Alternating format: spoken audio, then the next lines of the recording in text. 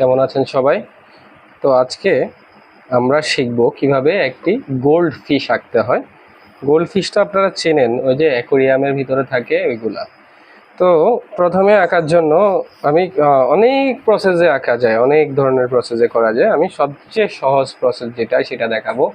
তো প্রথমে আমরা কি করতে হবে দেখেন, আঁকার জন্য একটা লাইন করতে হবে। এই যে একটা লাইন, সোজা করে একটা লাইন করছি, দেখা যায়? আচ্ছা, তোমার টেবিলে একটু সমস্যা করতেছে। আচ্ছা, আমি একটা লাইন করলাম সোজা করে, হালকা করে। আমি 6B ব্যবহার করতেছি, আপনারা এখানে ব্যবহার করবেন 2B। হ্যাঁ, এরকম একটা লাইন করলাম আমাদের মাছের এটা করে। আমি যে মাছের মাথার জন্য এইটুকু অংশ নিলাম, তারপরে এই যে এই অংশতে লেজ এসে মিলবে, এই জন্য ভাগ ভাগ করে নিছি। মাথা থেকে এই অংশটা একটু বড় হবে। এখন আপনি যদি বলেন যে স্যার এটা আমরা কিভাবে বুঝবো কতটুকু জায়গা রাখতে হবে, এটার সহজ উত্তর হলো অবজারভেশন। একটা মাছের মাথা থেকেও তার শরীরের অংশটা একটু বড় থাকবে, এটা স্বাভাবিক না? তো সেই হিসাব করেই আমি আঁকছি, আমি এগুলো স্পেস করে নিয়েছি। তো এটা সহজভাবে বোঝানোর জন্য এইভাবে দাগ দিয়ে দিয়ে করতেছি। আর যারা পারে তাদের জন্য এসব দাগ প্রয়োজন হয় না।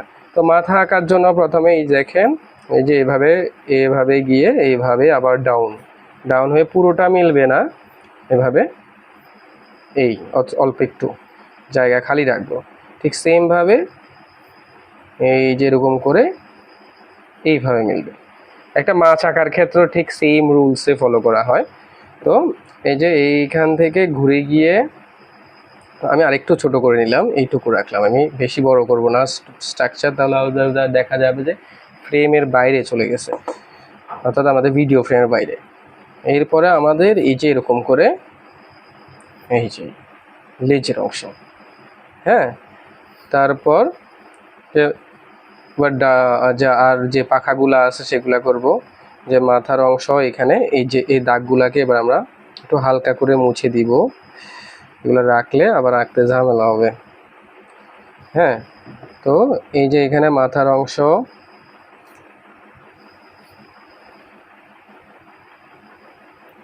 করলাম, এইখান থেকে গোল্ডফিশ মাছের এই যে যে পাখনাগুলা আছে, এই যে ডানাগুলা আছে, এগুলো কি হয়, এগুলো অনেক বড় বড় হয়। হ্যাঁ, তো আমরা এটা দেওয়ার সময় এইভাবে ওইটা চিন্তা করে দিব।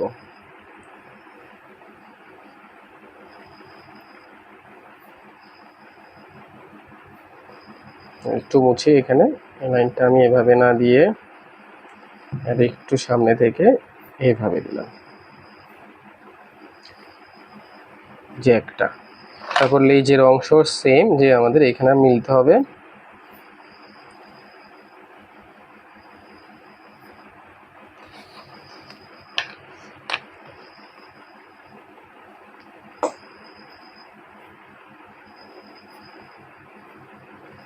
এই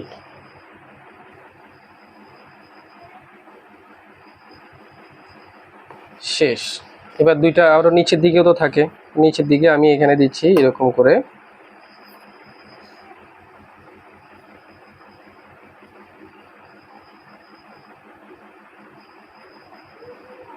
আর একটা দিচ্ছি।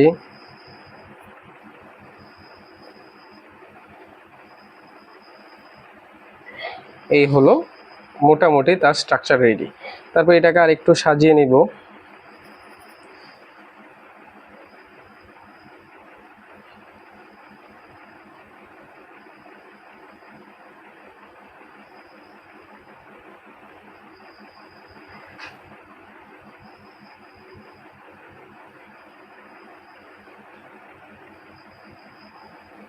এরকম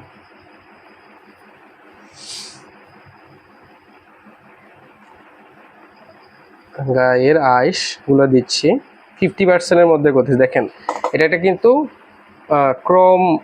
ক্রমান্বয়ে অনুসরণ করে দিতে হবে। দেখেন এই তিনটা দিলাম, তো এখানে তিনটার মাঝখানে মাঝখানে প্রথমে দুইটা দিয়ে তারপর আবার করতেছি, অর্থাৎ জিনিসটা এরকম না যে এরকম এরকম না, বুঝতে পারছেন?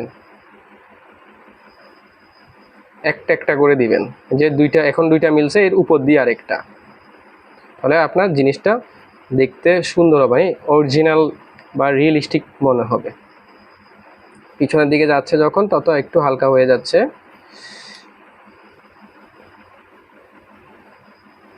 তারপর পেটের দিকে আইস যেগুলো থাকবে সেগুলো একটু কম দেখাবে,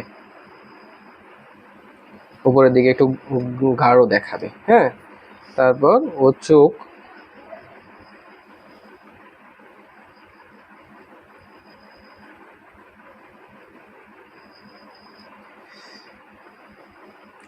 এখানে শেডিং এর কাজ করলে অনেক কাজ করা যায়, আমি এত বেশি শেডিং এর কাজ করব না, শুধু এই যে এই রেখাগুলাকে একটু উজ্জ্বল করে দিব। এই রেখা করার সময় দেখেন উপর থেকে আমি দেখাচ্ছি, রেখা করার সময় যে চাপ দিয়ে ধরে এভাবে ছেড়ে দিতে হবে, ব্যালেন্স থাকতে হবে যেন এই ভিতরেই থাকে।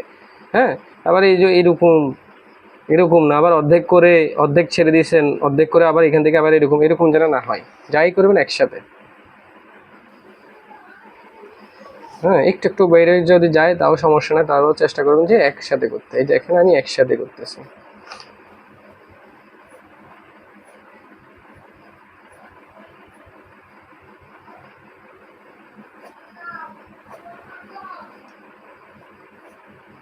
ঠিক আছে, স্ট্রাকচার রেডি। এইখান থেকেও দিতে পারেন আর এক দুই একটা।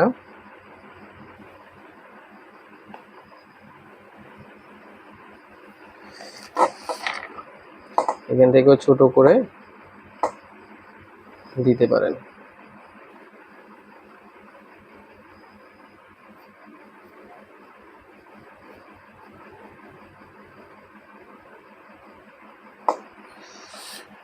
তো এই হলো আমাদের মোটামুটি গোল্ডফিশের স্ট্রাকচার।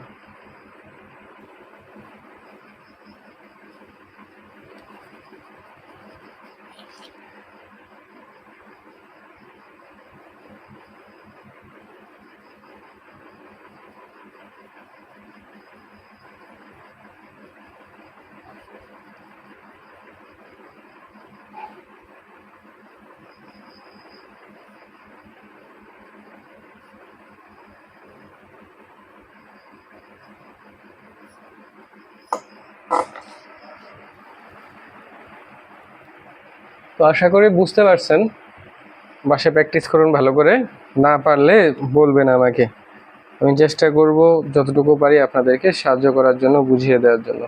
ততক্ষণ ভালো থাকবেন, ধন্যবাদ সবাইকে।